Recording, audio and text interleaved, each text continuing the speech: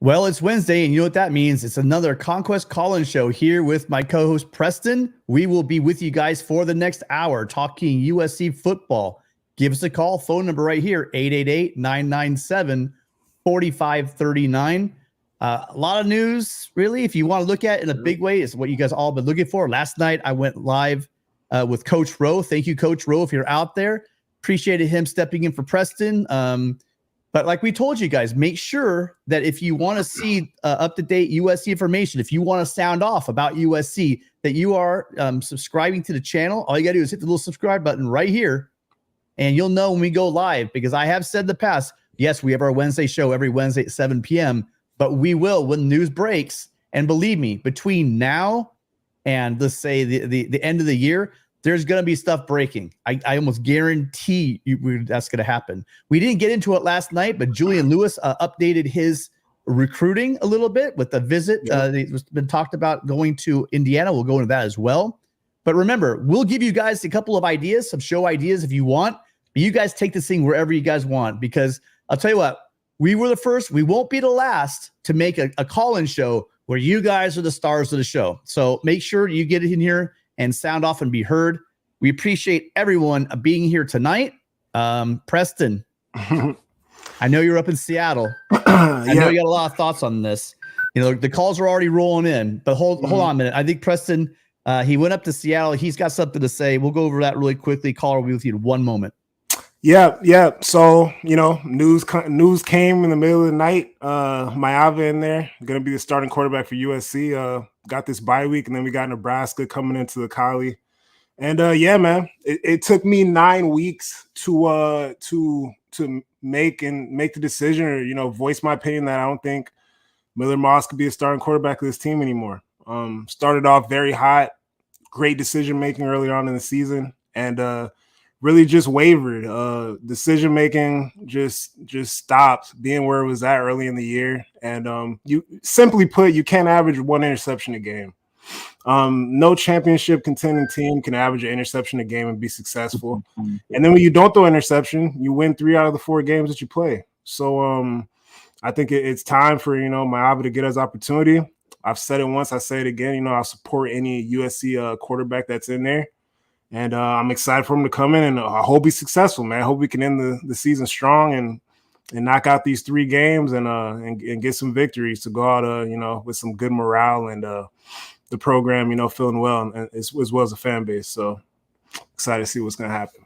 Yeah, we're in a bye week, so we'll do a little prediction. We'll kind of do that. That's really going to be the theme of the show. Yes, we're going to talk Maiava. Yes, we could talk some Julian Lewis. Yes, we could talk about maybe some shakeups during the bye week, because Preston and I were just talking. Preston gave me a couple of his ideas. I'll tell you what, if you think that the only change during his bye week is going to be Jayden Maiava, I'm kind of with Preston. I think there might be some other shit. I'm not sure I'm on the same page with the shakeups that Preston has, but I do believe that going in this bye week, they've seen a lot, and these young guys, they've shown a lot.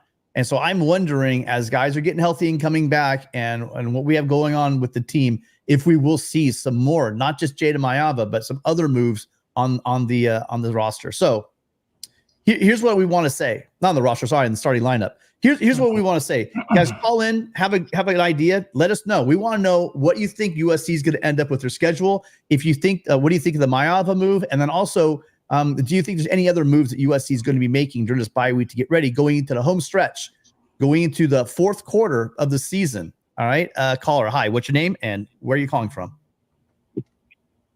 Hi, this is Matthew. I'm calling from Riverside. Hi, Matthew. How you doing? Listen, I have 3 things. I'm going to make them very brief. The 3 things I wanted to bring up real quick. One, take a step back to the Rutgers game. I was there for the game, and I just want to say I was so upset that all the people were saying that it was empty over there, and the game was not empty. It's a typical USC game. At the beginning of the game, it was empty, but by the end of the first quarter, pretty full stadium over there. But I want to beg USC fans, we're now in the big conference. Can we please start showing up to the games on time? It's so interesting. I was there for the Penn State game. And I'm going to tell you, the Penn State game at the beginning of the game, it was bad. I was sitting by Penn State. I was sitting by Penn State fans, surrounded by them. and they were laughing about it, talking about it. But it was like, but I kept telling them, don't worry. I said, we're having our Saturday brunch. They'll be here in a bit. And of course, it filled up. But SC fans, please show up to the games on time. Let's have a good crowd there. All right, that's my number one I'm going to bring up. Number two is very, very important. I'm sure you're aware. I know everybody probably is aware of Miller Moss's mom.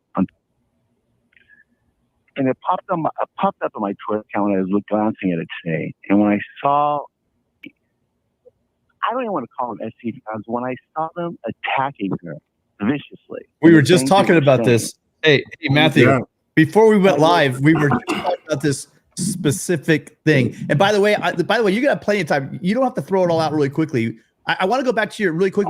We will come to that in a minute, but let's hit each one. You'll have time to go through all three, and then we're going to respond, okay? So, yeah, about the attendance, you and I are on the same wavelength. I've been talking about that. Matter of fact, I did say I was terrified what that crowd, terrified is a bit strong word, but I was really worried about what that crowd was going to look like. And I will say I was pleasantly surprised. Yeah, exactly. I was also pleasantly surprised. I looked up and not only that, it wasn't a packed Coliseum, but it was a loud Coliseum. And so the people that did show up were your diehards, were your guys that aren't just sitting on their hands. They were up shouting, screaming. So that was a pretty damn good crowd. With the Miller Moss thing and his mom. Hang on, buddy. The Miller Moss thing, Preston. Hang on. Yeah. Listen, the Miller Moss's mom thing. Listen, I don't know if you guys are parents out there or not. But let's say a couple of things. I liked what I did like. No one's like this, but it's true. I get a lot of things that Coach Lincoln Riley is saying. They're all true. We don't want to hear it because we want wins. But he said something after practice that really, I mean, people hate it, but you can't argue with it. Miller Moss has played well enough in every one of these games. And by the way, come at me in the show if you want to say he hasn't. He's played well enough in every one of these games for USC to get a W in the losses. Tell me the game where he didn't play well enough, and then we could have that conversation. The numbers right here. No one's going to call, but if you do want to call and argue with me on it, he's played well enough in every single game. He's not the reason why they're losing. But I get what Lincoln Riley is doing, and he does say it. He's saying, look, we reviewed the tape, and Miller has made mistakes, you guys. And it's not the number of interceptions. It's the timing. It's just the way the game it's when these things are happening. It's not just interceptions. It's, sometimes he's missing some reads, which is why he's in there. I mean, that was a big thing. We knew that Jayden had all the physical tools, but we did know also that Miller has a capable arm and he has the ability to play at a high level. But he was just, like LV said, he was rolling out of clean pockets. He was missing reads.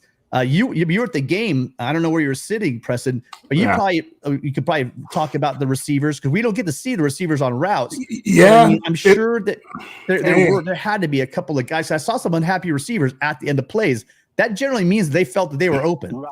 So, Preston, your thoughts on? But going back to Miller Moss's mom, you guys, we're Trojans. I just don't know. I mean, listen. We are different. We're arrogant and we are different. We don't talk, you shouldn't be going at players and you certainly shouldn't be going at parents. I mean, what do you expect her to do? She loves her kid. What do you expect her to do?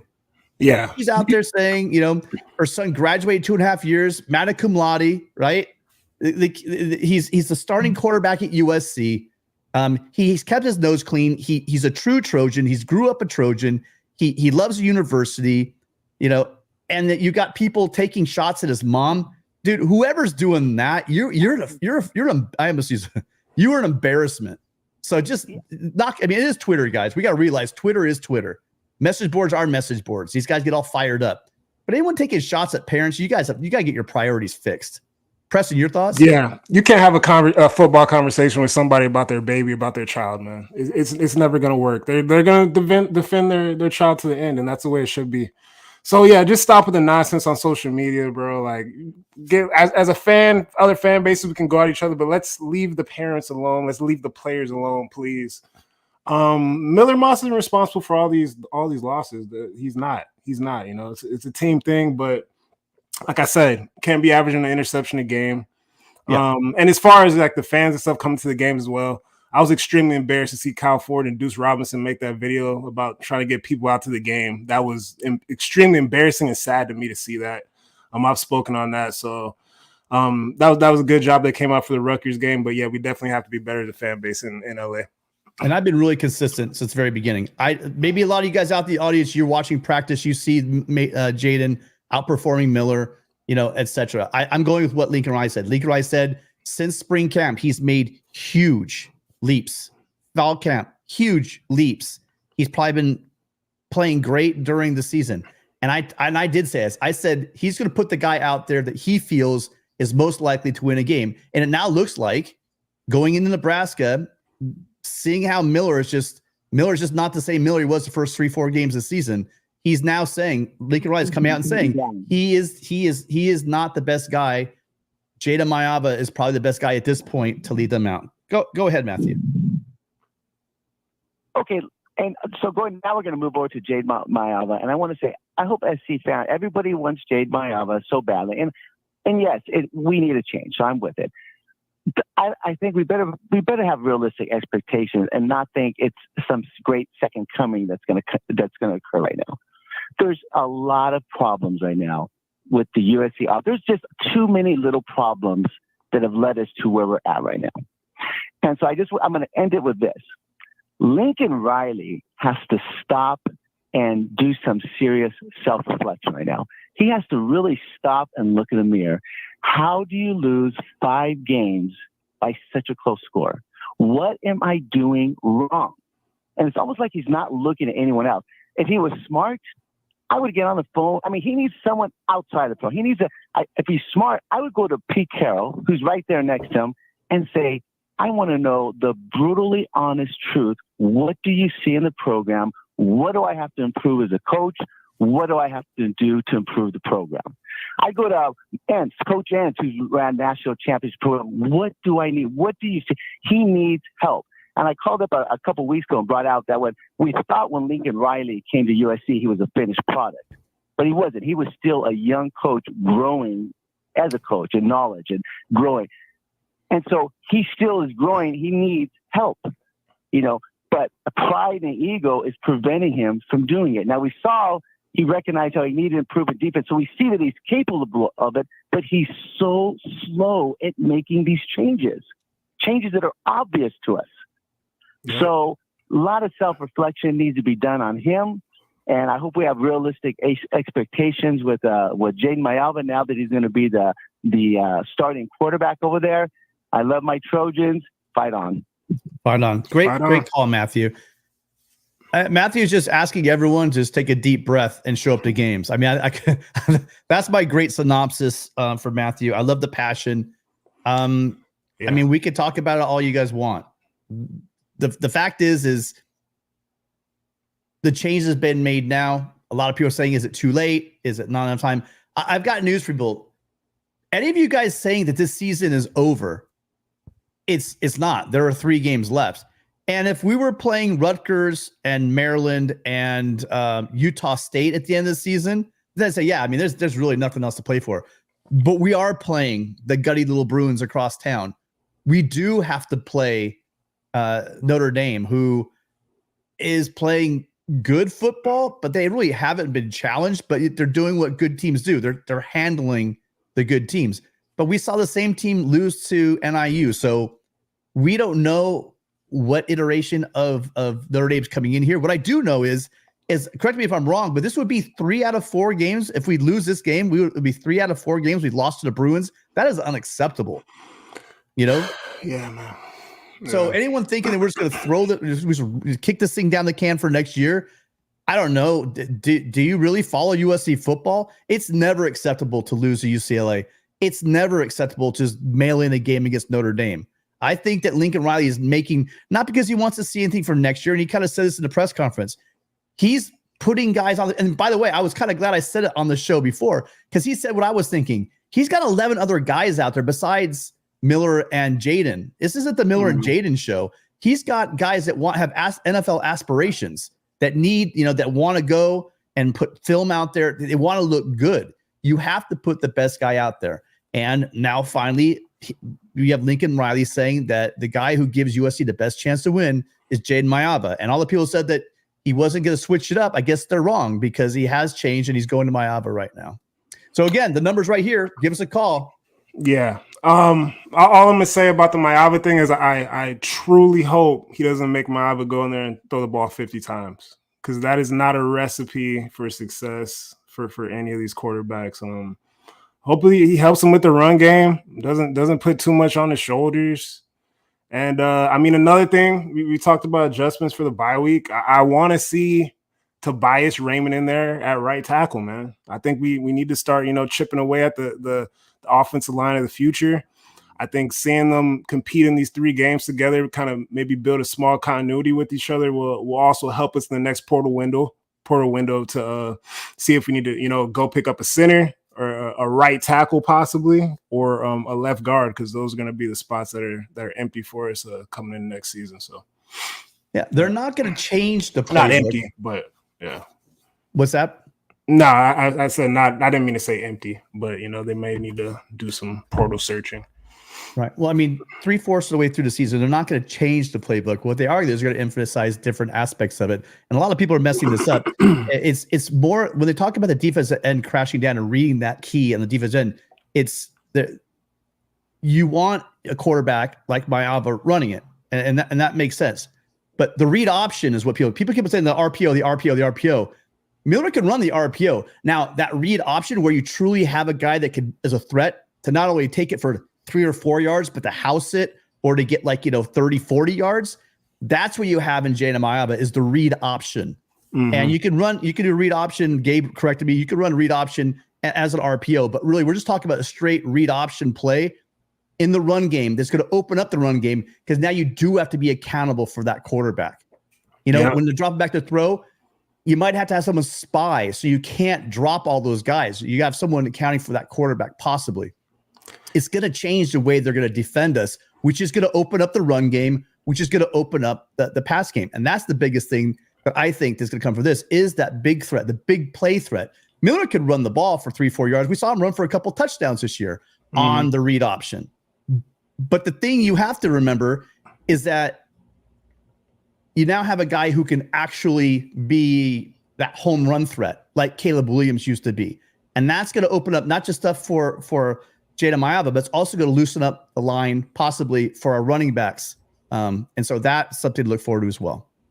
So we don't have any calls, but we do have a phone number. I'm sure some of you disagree with me. I would love to have that conversation. Number 888-997-4539. Gabe checking in. Fight on, Gabe. You guys go in. If you have questions for us in the chat, drop us a question in the chat. If you guys are too chicken to come and make a phone call. One other thing too that I did notice being in Washington, right? The problem is they were dropping all these guys, so guys weren't open downfield. A lot of receivers weren't open downfield, but we kept throwing it. We kept trying to sneak it in there, and it just wasn't working. So we have to, if they drop 7 or 8, man, we have to run the ball. So hopefully we can do that coming up soon. Yeah. So we got a caller. See, I try to be like not confrontational, but a little controversial, so people will call in, and I can't go too ridiculous. So that's as far as I can go. But we do have a call. Hi, caller. What's your name? Where are you calling from? Yeah, this is Manny from Nashville. Manny, thank you for calling. What's on your mind? Yeah. So there is something that I've been hearing, and especially throughout the media, saying like, depending on how the season goes till the end of the season, no matter how Jayden Maiava does, especially after the results that we have seen with Miller, I wonder how much of an effect it would take the recruits, just like a Julian Lewis, like how much, would it really like make up his mind and willing to want to commit to go to SC? Preston, what do you think? It might. I mean, for some guys, they want to be the guy. They want to come out freshman year and they want to start. I can't confirm that though, so I don't want to come up here and lie to people and say that Julian Lewis wants to start and that is a deal breaker for him and his commitment. because I do not know, but it may be the case. It's possible. It's a 50-50 thing, you know?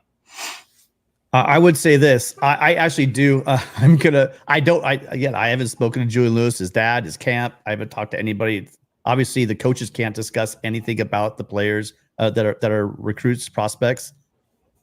Yeah. But I would say anyone of Lewis's caliber is looking to start, because it's you guys, it's the NIL age.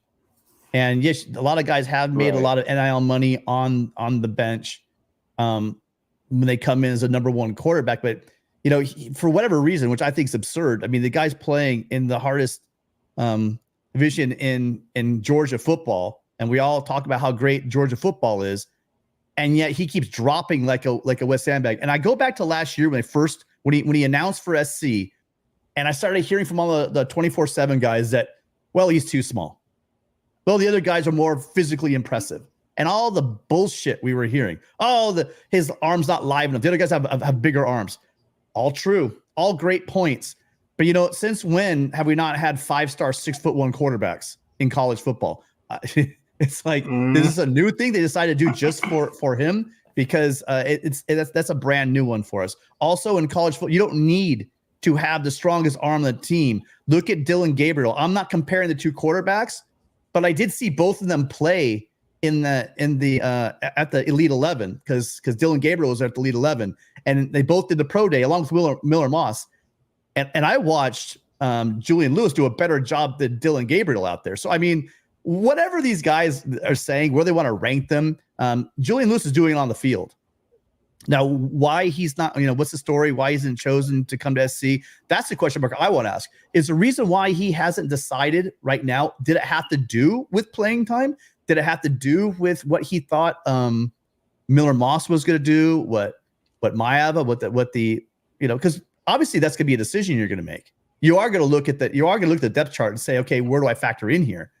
But I don't think any alpha quarterback is going to say, you know, those guys have to come in thinking, I'll just compete and I'll win the job. And I don't know if Lincoln Riley is going to hand anybody like, yeah, come on in. We'll guarantee you starting quarterback in 2025. I don't think that's even possible, or anyone's really going to do that.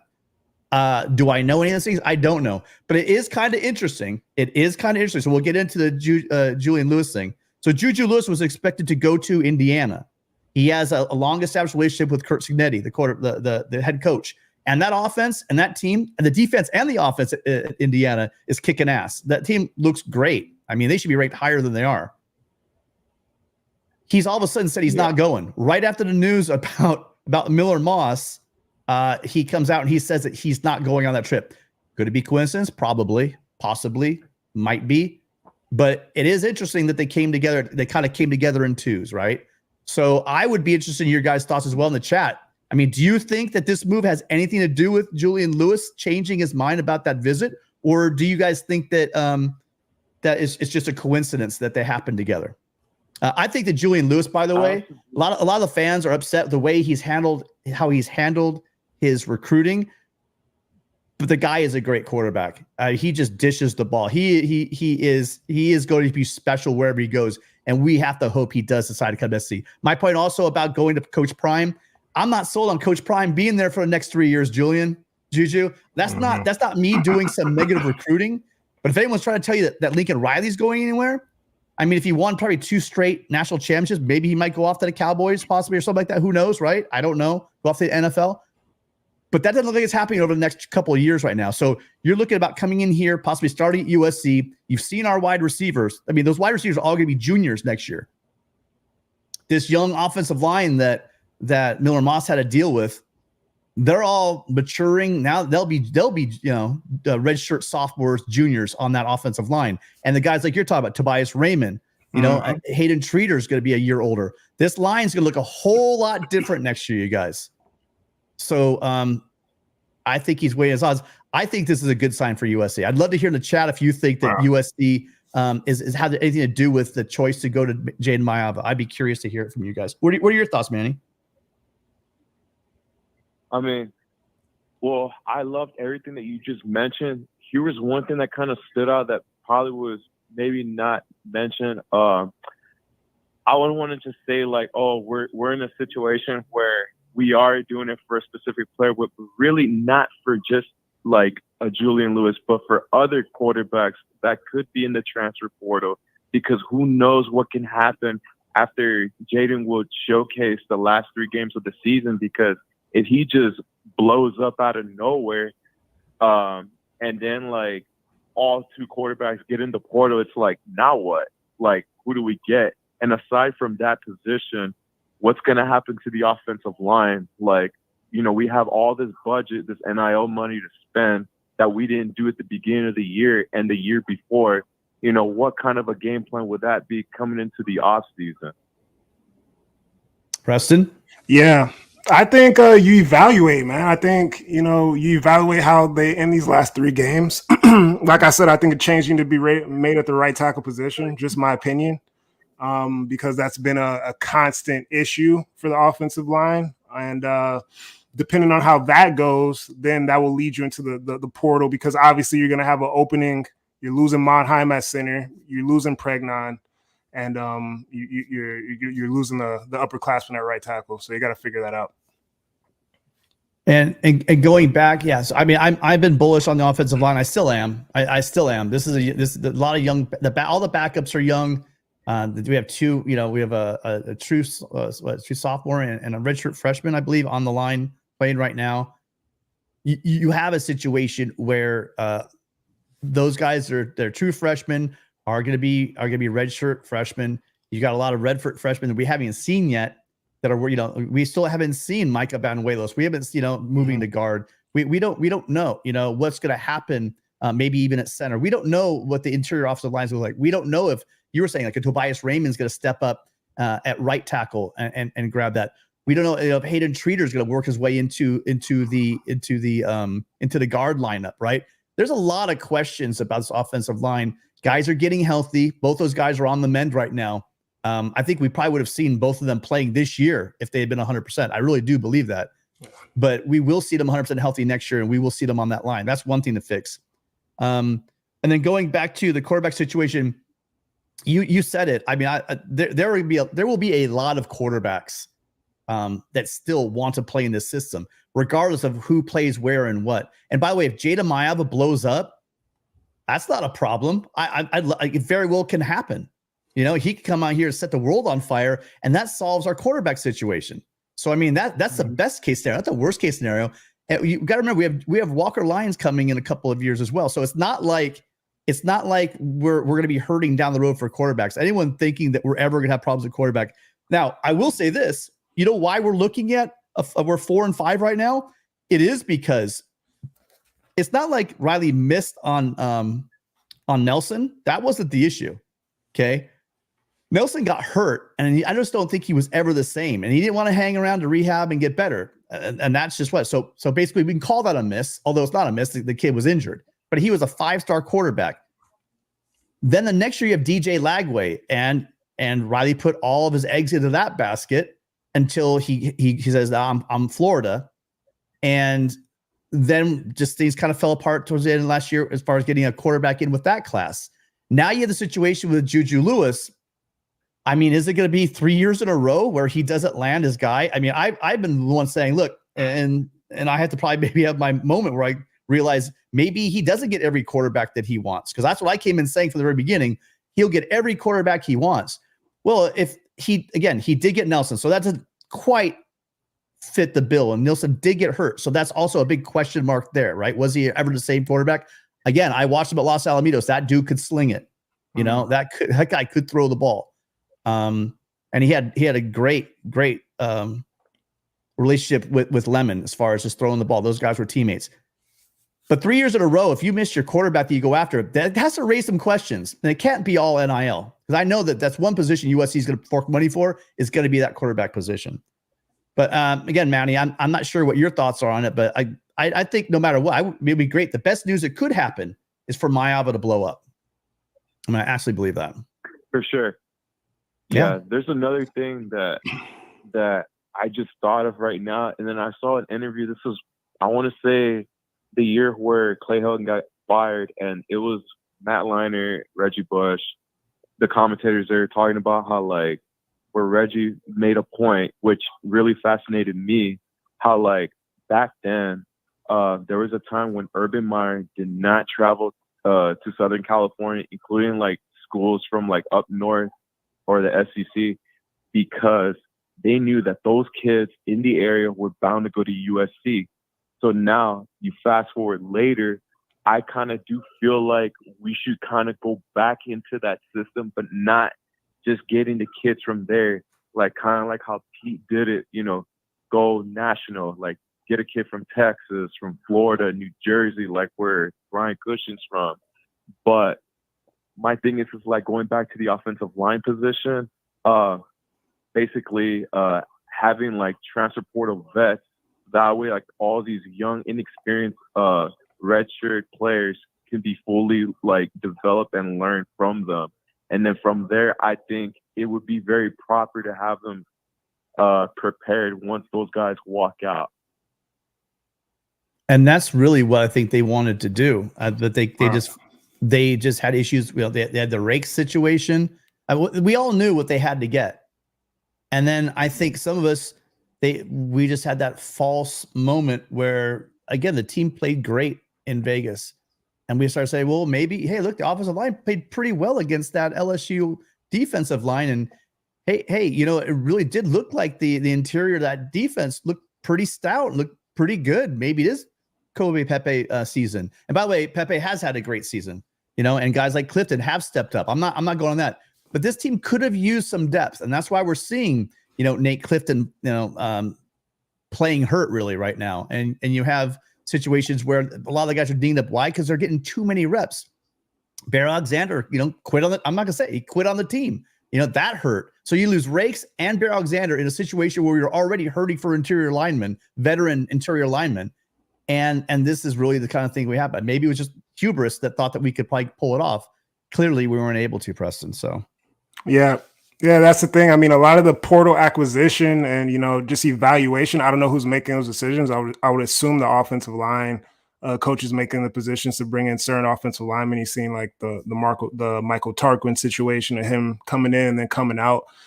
Be missing a lot of those valuations out of the portal. So we've got to be better with that, you know, bringing in the right guys, bringing in guys that are team guys and bringing in guys that can compete and do well in the specific system and, you know, do what we need them to do. So got to be better at acquiring those guys and evaluating. Fully agree. Anything else for us, Manny? No, that's it. I got to get ready for tomorrow for work in practice. All right. Listen, thank you for calling. We really appreciate it. It was a great call. Thank you. Excellent call. Thank you, Manny. Thanks for calling in. Yeah, I appreciate the time, man. Great experience. We'll keep watching you guys. I will subscribe right now. Awesome. Listen, make sure you call in again. That was a great call. Look forward to hearing from you soon. Awesome. Take care, guys. Have a good night out there. All right. Thanks, Thank man. you. Enjoy work tomorrow. I'm going to enjoy it too. And we'll enjoy it together. Yeah. Okay. So we've been on for a whopping 37 minutes. And again, it's been pretty sparse. There were 3 people that called in and hung up. Right now we got 0 in the queue. So if you're a first-time caller, you want to call in and sound off about recruiting, sound off about the offensive line, sound off about the Jayden Maiava move, anything at all, give us a call, 888-997-4539, 888-99-RILEY. Did you get a chance to hear any of the quotes that's been going on? Because, again, that was the first thing I thought of. I wanted to hear. The one thing I didn't do, believe it or not, is Jayden Maiava this afternoon. I'm sure. Yeah. And I don't know what other players were made available, but I would be shocked. Did Jayden Maiava talk after He practice did today? talk. I briefly checked it out. He basically says some great things that, you know, he'd be his brother's keeper. He hopes that his teammates do the same for him. He cares about that team. He's going to look after his teammates, look after his brothers.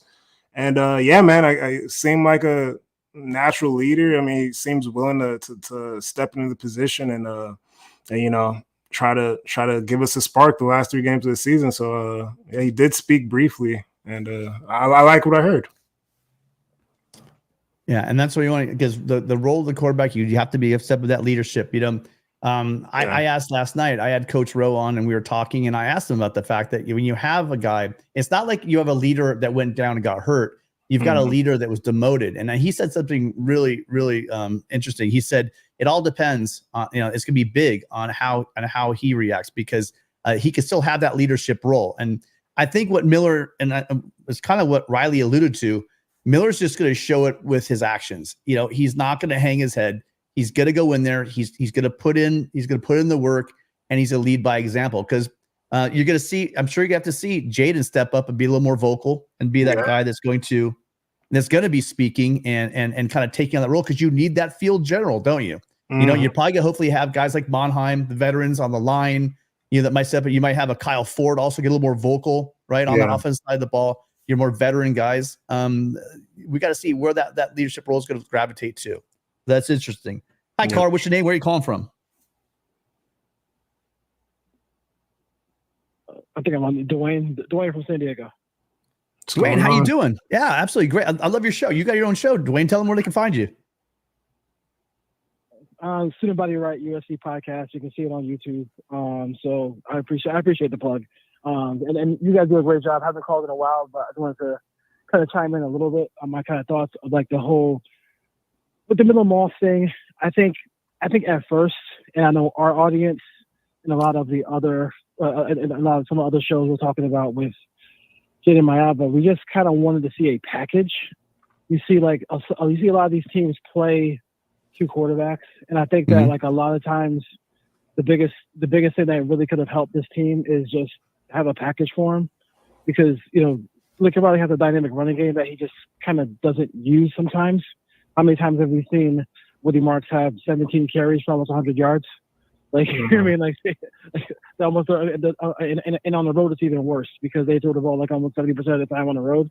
So that kind of, and I think that could have helped Miller Moss keep his job as well. Yeah. Like, not for sure taking some of the pressure off of him, because he's not a dynamic thrower or runner. Like, he's a solid thrower, but he's not dynamic with it. Like, I mean, there's times where he just flat out misses people, and throwing left is an issue for him. Like, like throwing deep left, it can be an issue at times for him too. So, like, I mean, that's what I look at. I think also the time management thing with Lincoln has just been a thing. Like, I mean, the time management 2 years ago in Utah would have been, they could have won that game easily if he took care of time management at the end of the game.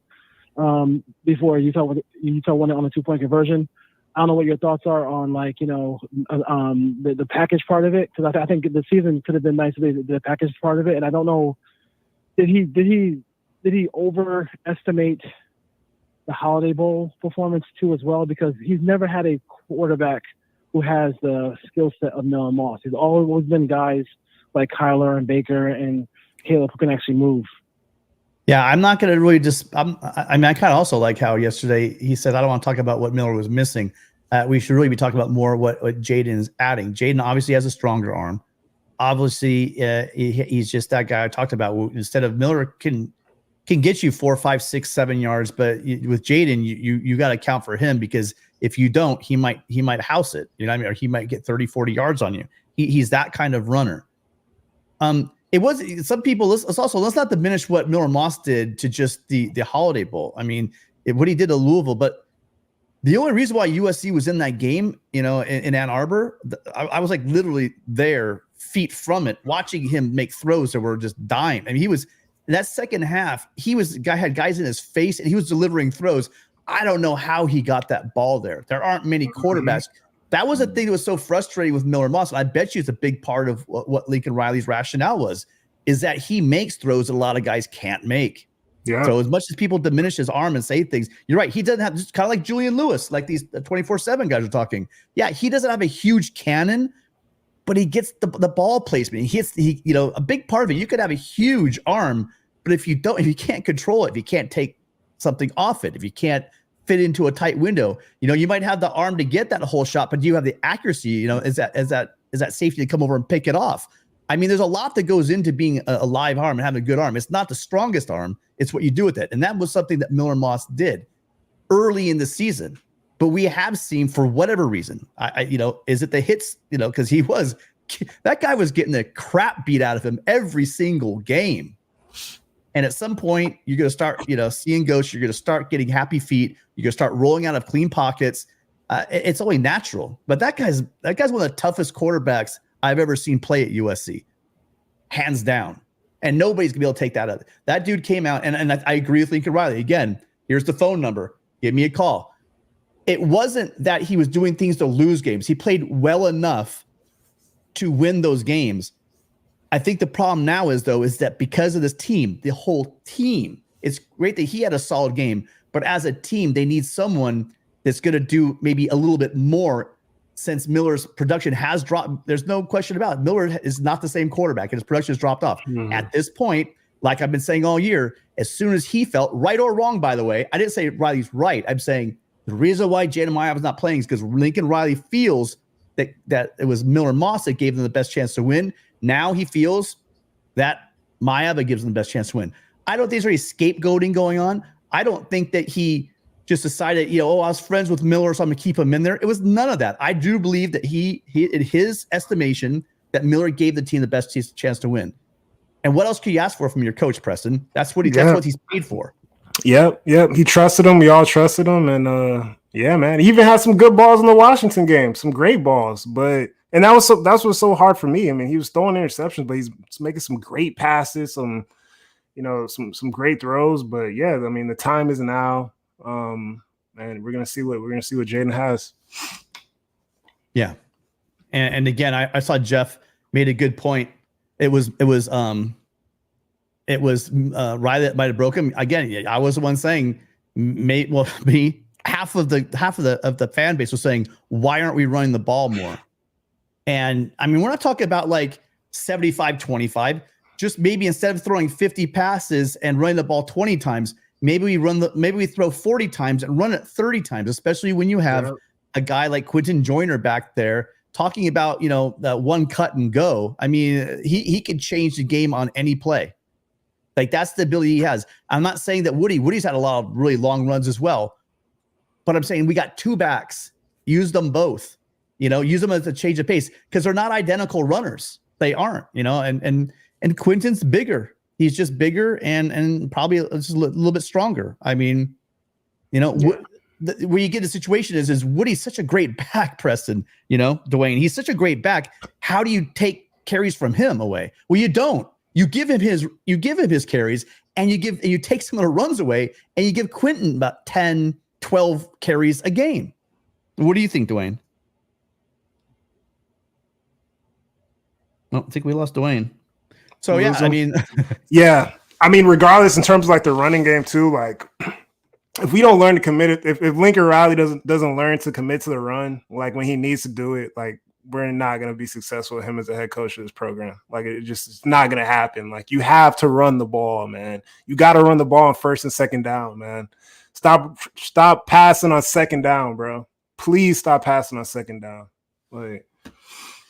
And stick with it. One of my guilty pleasures has always been listening to the Reign of Troy guys, and because both Michael and Alicia say some really great things, and unfortunately, since I've been doing this, I don't have as much time to watch other shows anymore.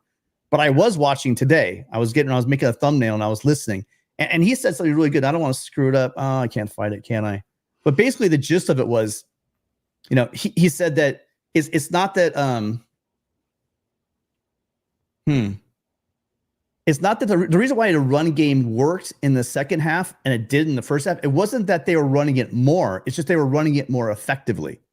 Mm-hmm. And I heard it the first time and I said, okay, yeah, right. But then I thought about it, and it's absolutely correct. You don't just run the ball more to get a better running game.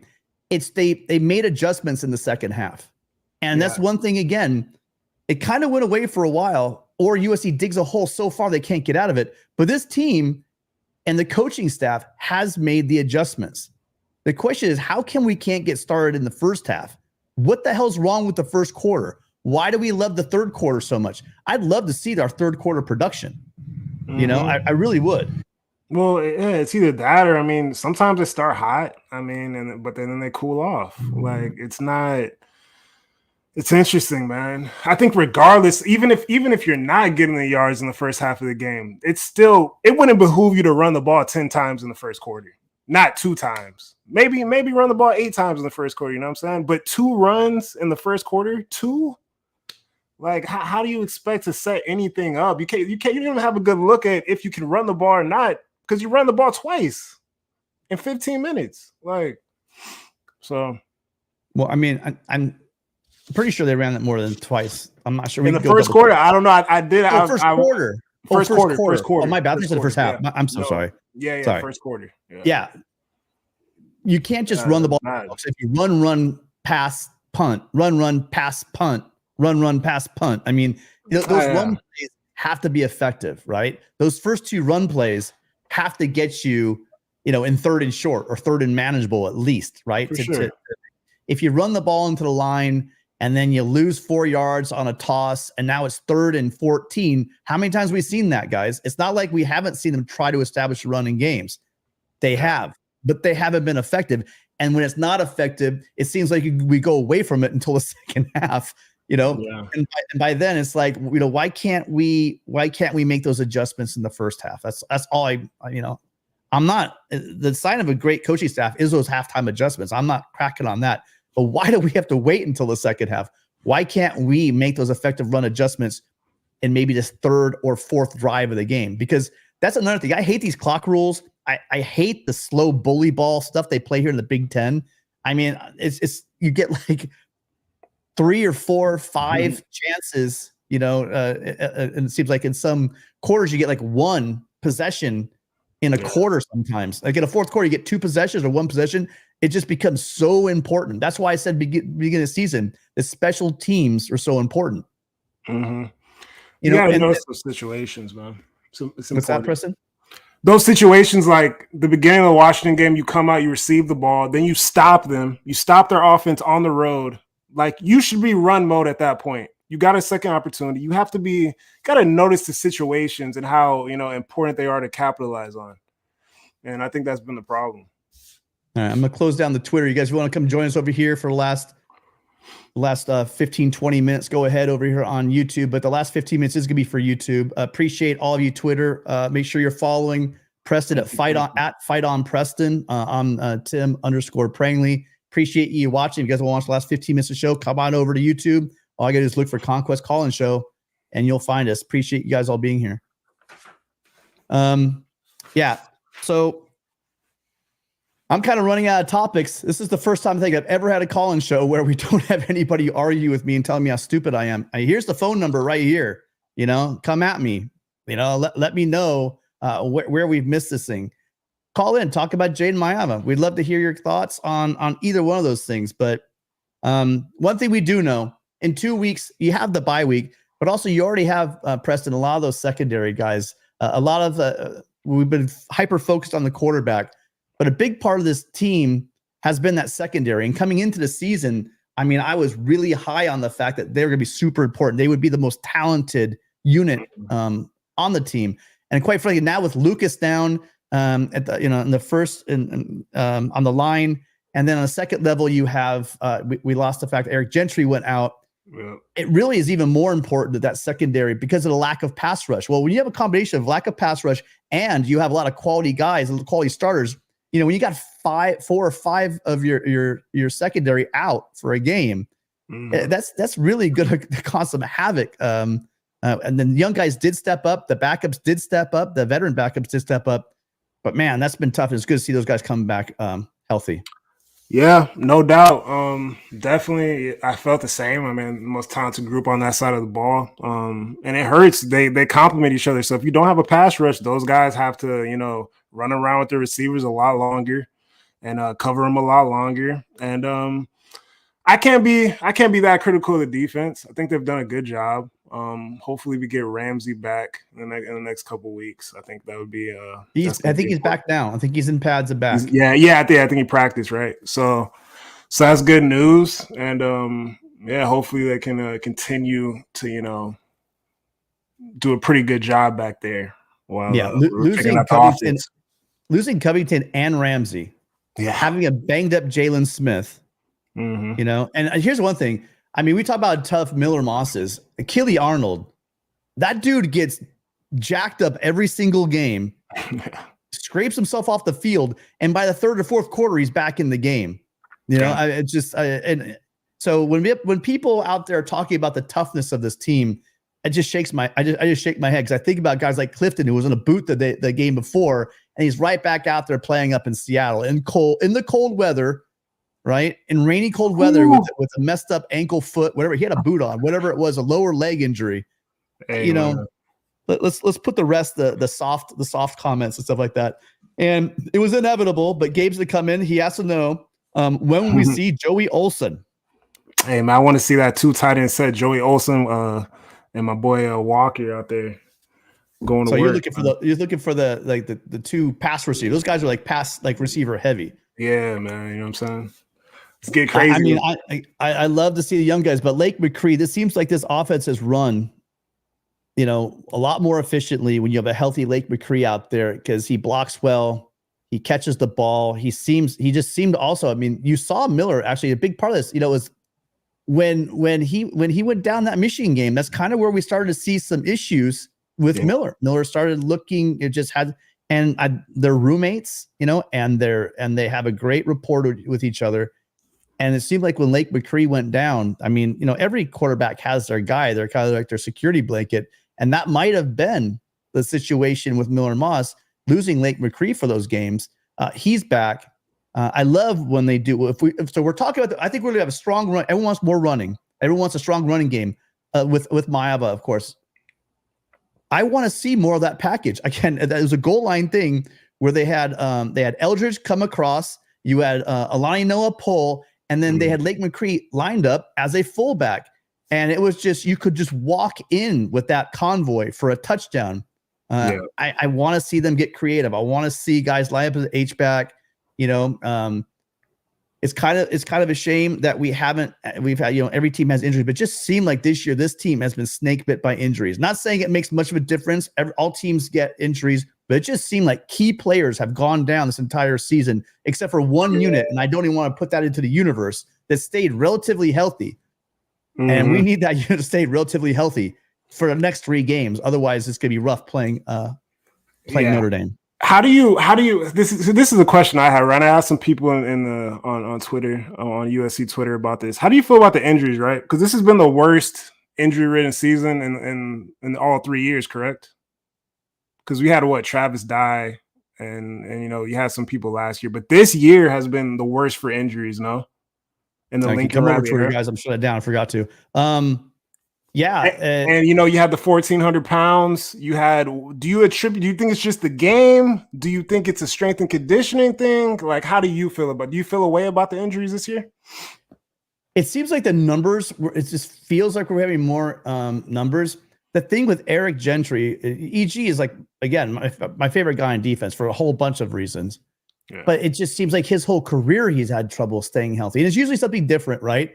It's just because he plays like at 150% all the time that those injuries are popping up.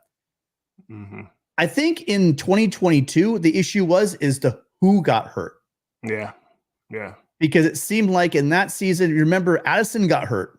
You had Caleb go down.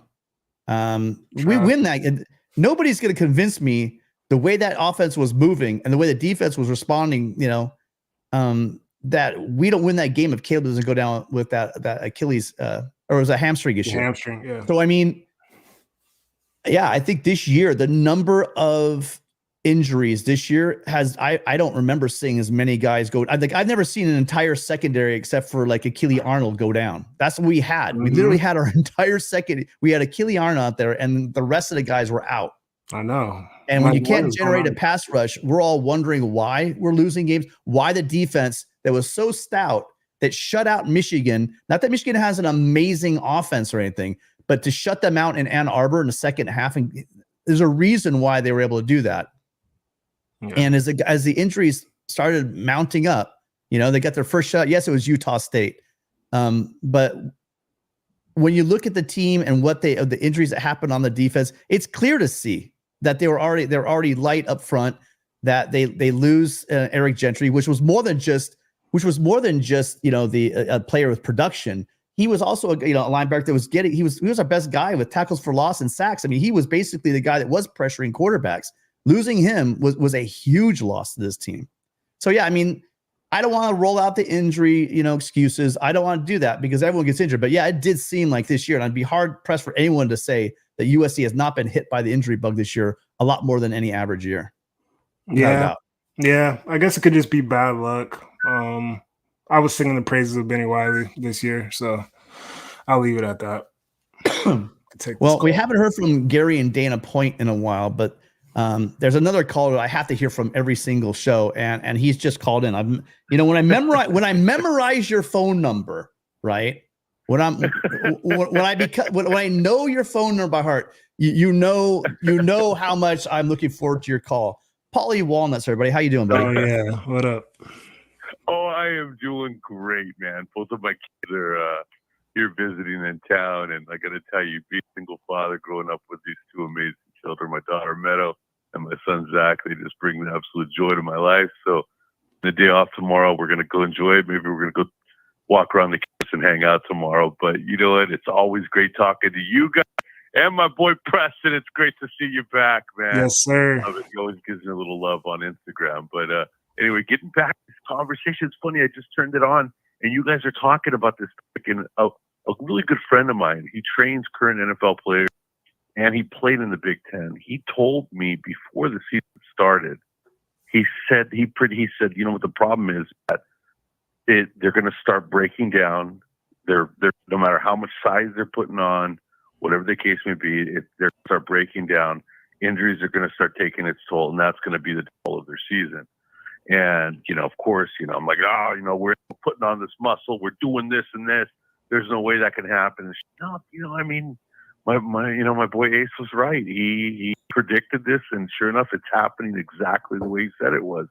And so I'm just kind of looking at it like that because you know what? I'm not gonna lie to you. When they first played Michigan, I was a little shocked first with the intensity of that physicality they were putting on us, man. And then, we came back in the second half and we showed them what we were about. We're laying hat out there, and I thought, okay, we can hang with.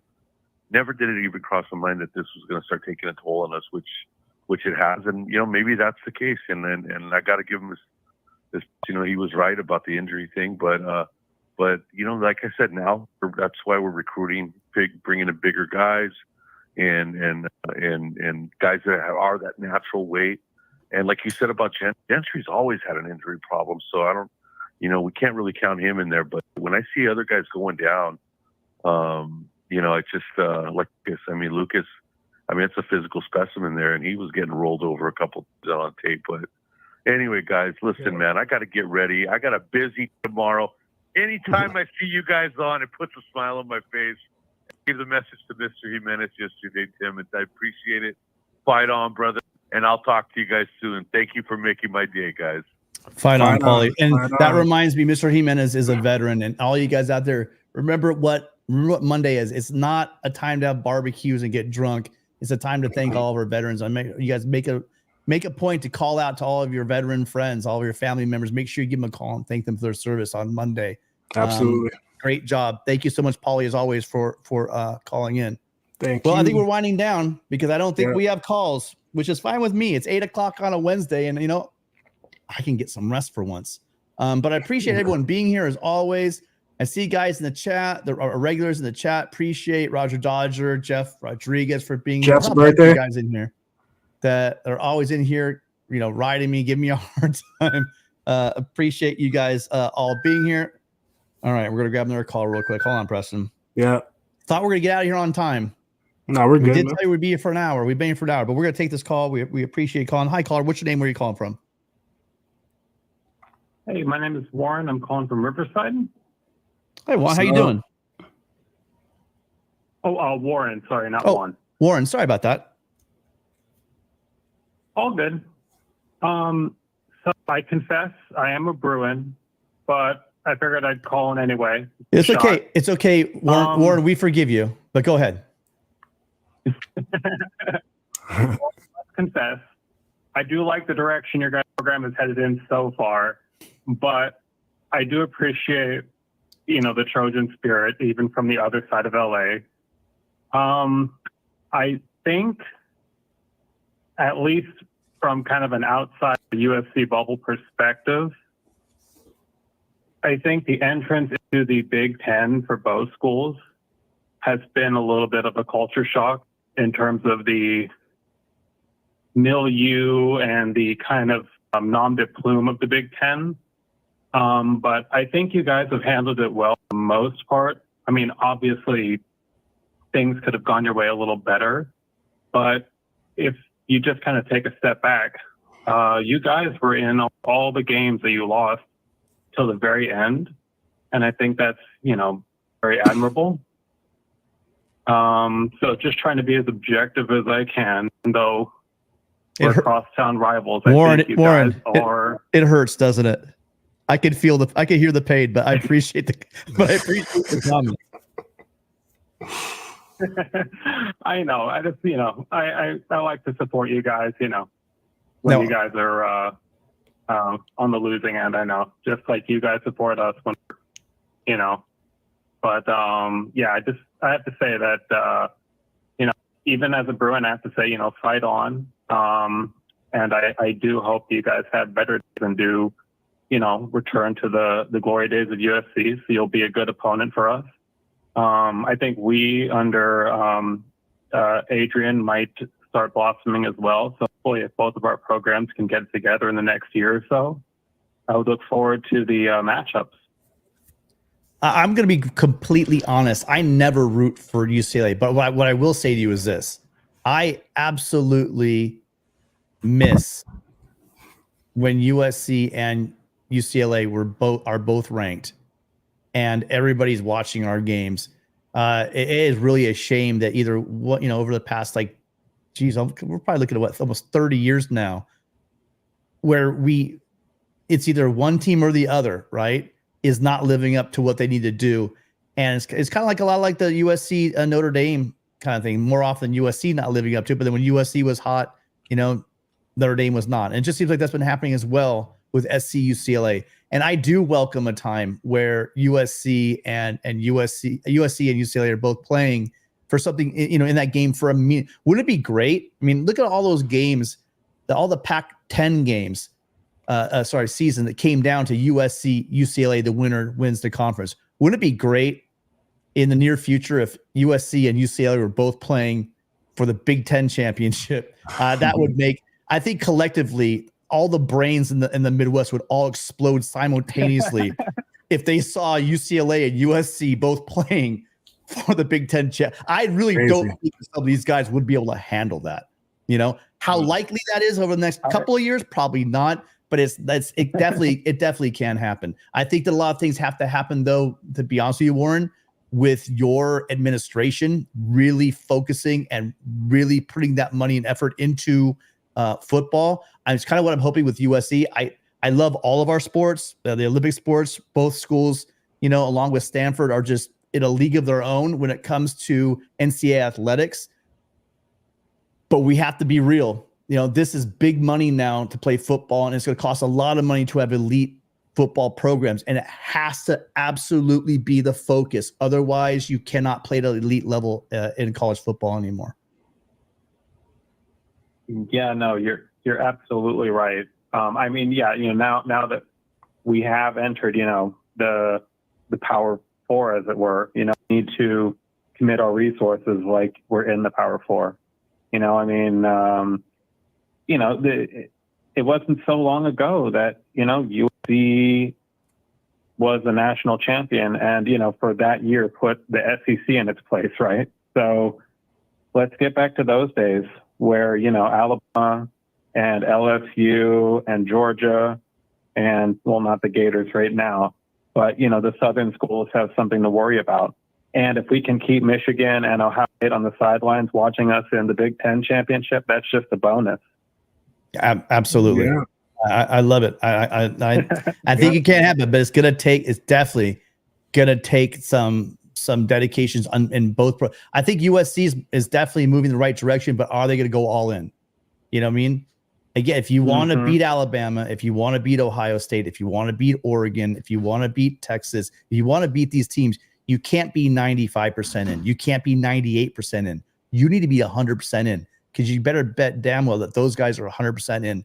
Their fan base, their alumni and donors, their administration, all the way up to the top. That's why when Lincoln Riley came in and we saw Bone and we saw, Folt, and we we're talking about alignment, I'm saying, okay, we're going to do it. We're finally going to do it. We're going to do it.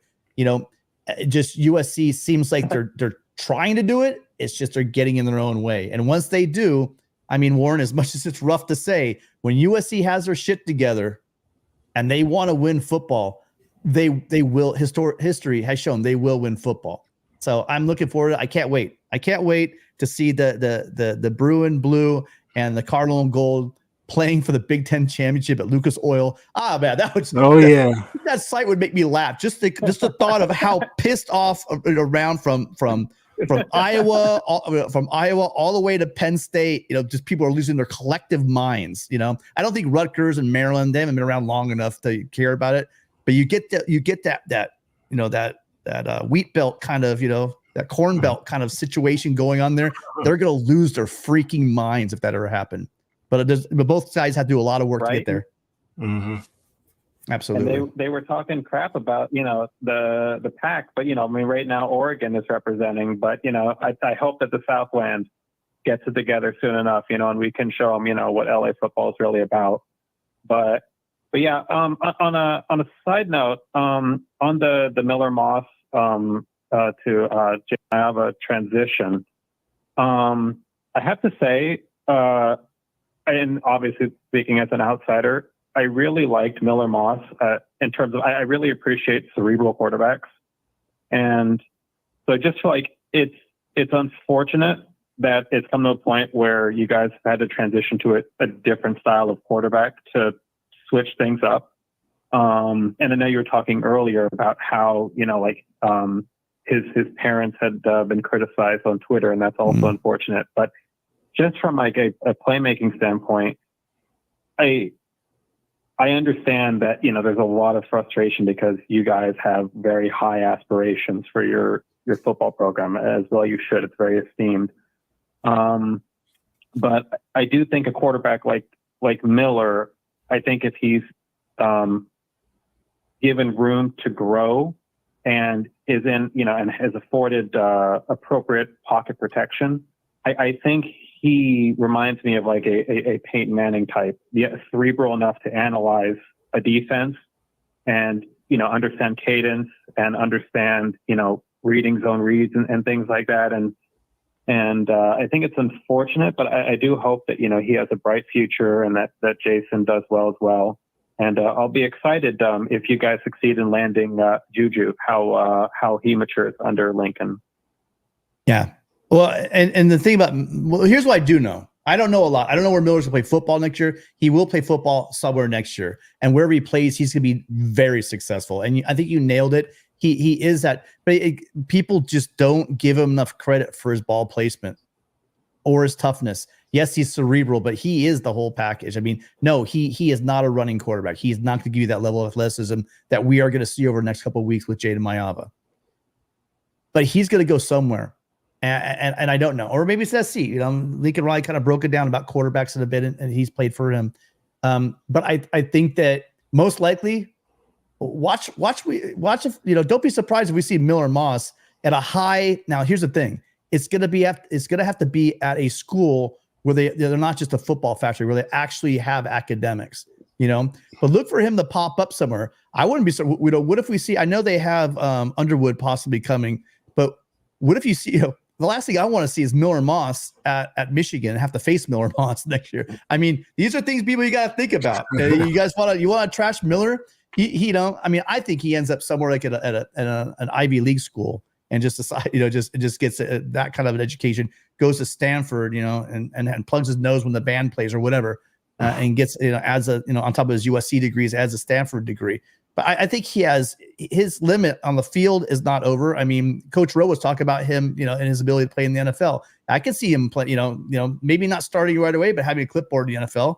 He is that kind of guy. He's a character guy. He's an amazing leader. He definitely has football tools. People are trying for a scapegoat, and anyone cracking on the mom. People are trying to make Miller the scapegoat. There was a lot more wrong with this team than Miller Moss. Jayden Maiava is going to come in. Because Lincoln Riley now feels that he does give USC the most likely opportunity to win. but it's just because, again, Miller Moss sat in that pocket, got the crap kicked out of him for an entire season. And people also forget, this is his first year as a starting quarterback. You know what I mean? He's played 9 games with the bowl game, but 9 games as starting quarterback. There's more to be written in his football career as well. But listen, Warren, we got to get out of here. That was an amazing call. And by the way, I'm going to put some pressure on the USC fans. I've got to tell you, look, we've had Oklahoma callers, we've had UCLA callers, we've had Notre Dame callers, we've had, I mean, what else, Preston? And we've had a lot of fan bases. Huh? Penn State. You know, we've had guys call in, and like Warren here with a heap loads of class, lots of football knowledge, and appreciate everybody calling in. But Trojans, you got to step it up when you guys got our rival coming in and blasting a great call like that. Thank you, Warren. Thank you so much for your time calling in, man. All right. Thank you, guys. You have a wonderful night. All right, you too. You too. Thank you. I must have spied on. He would not have liked that. All right, man. Take care, Warren. All right. Well, Preston. Yeah, we went overtime, 15 minutes overtime, but appreciate again my co-host Preston coming on in. Make sure you check it out, Preston's Paradise on his channel. You want maybe some topics you've had recently, Preston? Yeah, man, just really covered the Washington game. Nothing else right now, but I'll be making some videos this week on the bye week, probably something a little different. So we'll figure it out. But yeah, Preston's Paradise on YouTube. Fight on Preston on Twitter. I appreciate you guys. And I've been horrible at this. I might as well do it right now at the very end of the show. You guys, if you haven't hit that like button, there's still 72 of you guys here. Go ahead, please subscribe to the channel. We went live yesterday, and if you weren't subscribed or if you're not following Preston or me on social media, probably didn't hear about it. But we will love to pop live whenever there's something new, something interesting, something that it doesn't have to be breaking huge news. If there's something we want to talk about, you know, Preston and I will, if he has time, we'll hop on and we'll talk about it. We definitely want to hear from you guys because, again, this is a call-in show. This is a Conquest call-in show where you guys are the stars. You guys come in. If you could be a Trojan, you could be a Bruin, you could be an Oklahoma Sooner, you could be an Irish. Just come with a great football take, and we'll take you any time of the week. And thank you, Right On Fight On. Make sure you guys are checking out Preston over at his channel. We will see everybody we won't see you guys again for a whole week because there is no post-game show. We'll probably maybe do something though. Maybe we could do something. All right. Well, look for us again. That's another reason to subscribe. Yeah. Keep an eye out for us. We might pop up with another show. Fight on, you guys. Again, it's a new era for the next, well, at least, oh, by the way, sorry, one more thing. Riley said for the next game, then they're going to reevaluate. I don't see them going. It would be too weird to flip back to Miller after one game. But, you know, who knows? It's USC football, and there's always something to talk about. All right, fight on, guys. We'll talk to everyone in a week, if not sooner. Make sure you follow and subscribe. Thank you. Fight on.